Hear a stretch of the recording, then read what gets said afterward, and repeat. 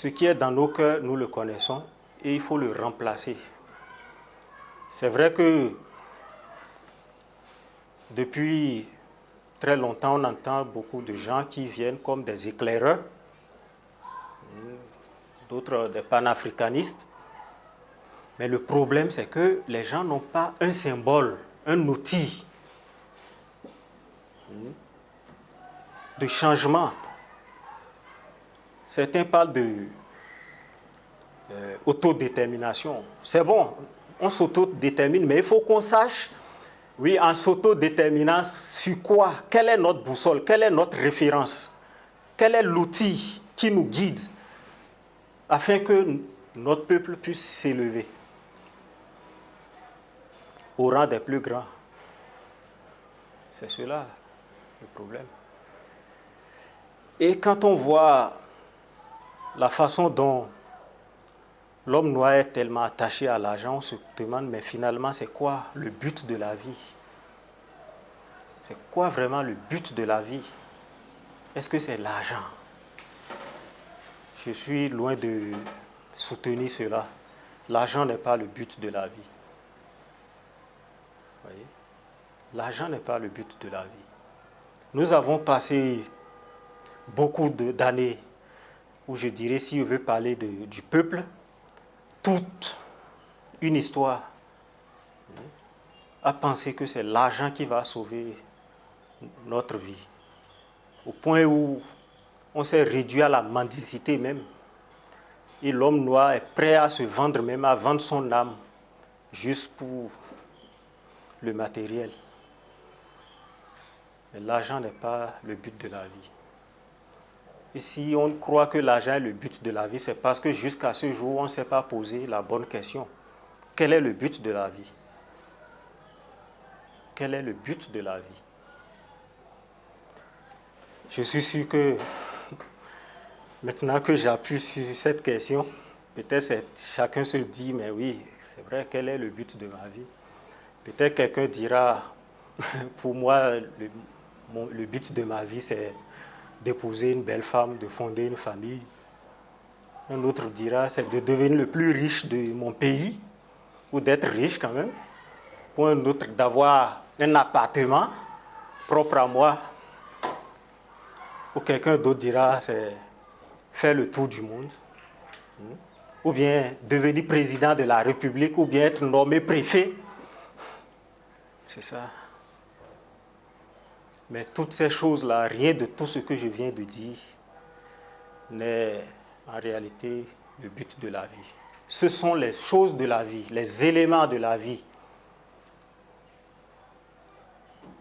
Certaines sont la vie, mais jamais leur but. Oui. C'est une question que je me suis posée et j'ai beaucoup peiné parce que il est dit dans la sourate 51, verset 56, c'est Dieu qui parle ici, je n'ai créé les djinns et les hommes que pour qu'ils m'adorent. Je n'ai créé les djinns et les hommes que pour qu'ils m'adorent. Donc, je lisais et par hasard j'ai vu ça et je dis, mais quand on dit que, ça dit que c'est exclusif. Tout le reste, c'est faux. Ce n'est pas pour ça qu'on a été créé. On a été créé pour adorer Dieu. Mais moi, ça m'a un peu gêné. J'ai dit, mais si c'est seulement adorer Dieu, donc l'homme n'a plus à travailler, l'homme n'a plus à s'occuper de sa famille, l'homme ne peut plus se distraire. Et ça me gênait un peu. Donc pour moi, ce n'est pas encore ça le but de la vie. Mais à un moment donné, je me suis dit, mais médite un peu ce verset-là. Médite. Parce que avant d'entamer toute discussion, qu'est-ce qu'on nous dit au collège? Il faut définir les thèmes équivoques. C'est ça. Et le seul thème équivoque ici, ce n'est pas Dieu. Ce n'est pas non plus les hommes. Mais c'est le mot adorer qui dérange. C'est adorer. Et c'est quoi adorer? Je me suis posé cette question. Je ne suis pas du genre, quand je médite, d'aller ouvrir tout de suite le dictionnaire parce que tu ne verras qu'une définition littéraire. Et on ne mène pas les discussions avec ça. Va d'abord comprendre le fond de chaque chose. Et moi, je me suis dit, bon, quand on dit adorer, généralement, on le dit pour les femmes, en tout cas en amour. J'adore cette femme. Est-ce que c'est différent d'aimer une femme? Je pense que généralement, quand on le dit, c'est que c'est lorsque cet amour-là dépasse vraiment le simple amour, au point où on est prêt à devenir l'esclave de la personne qu'on aime. On doit répondre à tous ses caprices, même si possible. C'est ça, quand on dit j'adore cette femme, c'est ça souvent. Donc, faire la volonté de la personne. Vous voyez? C'est servir, en quelque sorte. Servir. Donc, adorer Dieu, c'est le servir. Et pour servir, il faut d'abord aimer. Quand on n'aime pas, on ne sert pas. Et pour aimer, il faut connaître. C'est pour ça que Dieu dit aussi, connaissez-moi avant de m'adorer. C'est ça, c'est le point de départ. Mais ce n'est pas le but de mon discours. Donc j'ai compris qu'il s'agit de servir. Servir Dieu. Mais là encore, il y a une question qui reste. En quoi consiste vraiment le fait de servir Dieu? C'est cela. Est-ce que c'est d'aller, comment dit-on, observer les cultes? Est-ce qu'il s'agit d'éviter ce qui est interdit, de faire tout ce qui est prescrit? C'est quoi servir Dieu? Là encore, c'est une question difficile. Et une fois encore, je me suis appuyé sur un verset, ou des versets. C'est la sourate 2, du verset 30 à 39, où il est dit, quand Dieu confiait aux anges, je vais m'établir sur terre un héritier. Ils répondirent, les anges répondirent, quoi.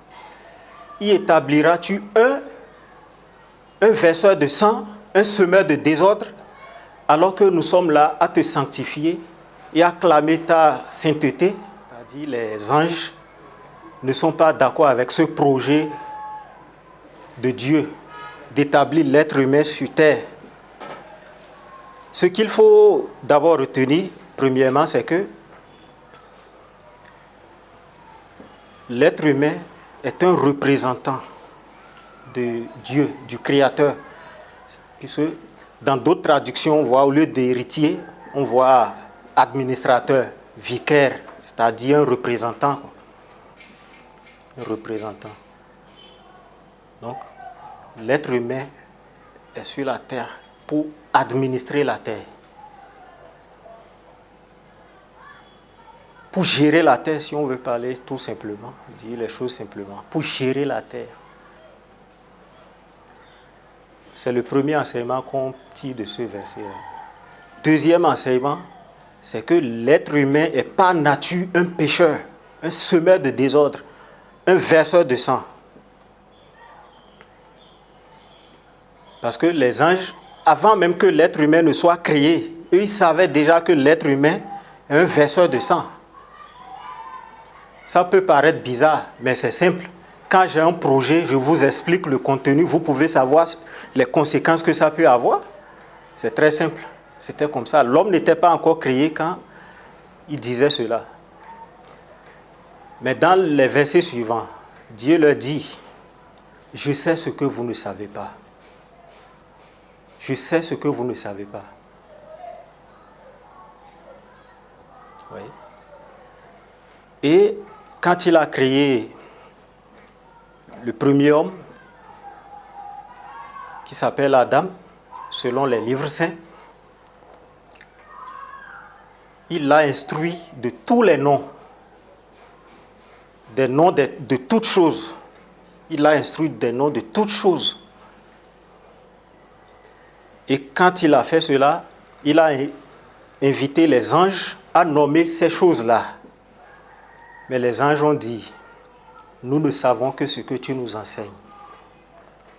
Nous ne savons que ce que tu nous enseignes. Ça veut dire que les anges ne connaissent pas, ils n'ont pas la science. Ils n'ont pas la science. Mais Dieu a donné la science à l'homme. Quand ils l'ont dit, il a demandé à Adam, nomme ces choses. Et Adam les a nommées. Et Dieu a dit, ne vous avais-je pas dit que je connais le secret des cieux et de la terre? Qu'est-ce qu'il faut comprendre par là? On a vu que l'être humain est par nature un pécheur, un semeur de désordre, un verseur de sang. Mais avec l'éducation, il sera meilleur. Certes, l'âme incite au mal, et d'autres versets même le disent. L'âme incite au mal. Mais c'est par l'éducation qu'il se rend digne d'être un administrateur de la terre. Ce n'est pas l'éducation. Un être humain, un homme qui n'est pas éduqué, est pire qu'un animal. Vous voyez, verseur de sang. Les animaux ne versent pas du sang comme ça, hein, si ce n'est que pour manger. L'être humain qui n'est pas éduqué est pire qu'un animal. Et s'il est bien éduqué, il peut être meilleur qu'un ange. Il peut être meilleur qu'un ange. Parce que les anges, eux, ils obéissent. Ils n'ont de volonté que celle de leur Créateur. Mais l'être humain a sa volonté propre. Mais c'est avec l'éducation qu'il pourra se comporter de manière à vivre selon le but pour lequel il a été créé. Et c'est par l'éducation que cela passe. Beaucoup de peuples l'ont compris. Et quand on parle de l'éducation, ce n'est pas je ne parle pas de la formation. L'éducation, c'est ce qui forge le caractère des hommes. Ce qui améliore l'être humain dans sa personne. C'est cela, le but de l'éducation, en principe. Et beaucoup de peuples se sont éduqués par divers moyens, d'autres par la religion et certains par la science.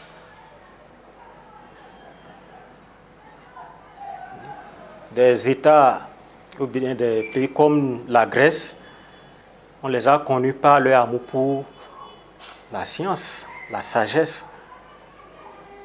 Et si on connaît l'histoire, on sait que ce peuple aussi a dominé le monde pendant longtemps. Rien que par ça.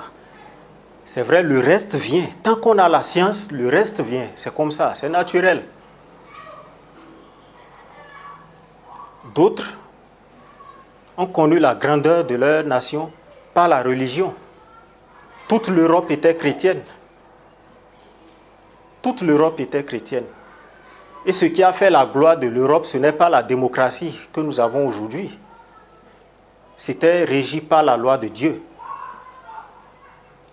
Le monde arabe, ce n'est pas la religion. Et aucun peuple au monde n'a dominé ou n'a dirigé le monde aussi longtemps que l'ont fait les Arabes. Il faut se référer toujours à l'histoire. Pendant 10 siècles au moins. Aucun peuple n'est resté pendant 10 siècles. Aujourd'hui, ceux qui dominent le monde, c'est qui? Les États-Unis, dit-on. Depuis combien de temps? Depuis 1945. Ça ne fait pas encore un siècle. Et déjà, on est en train de voir les prémices de leur chute.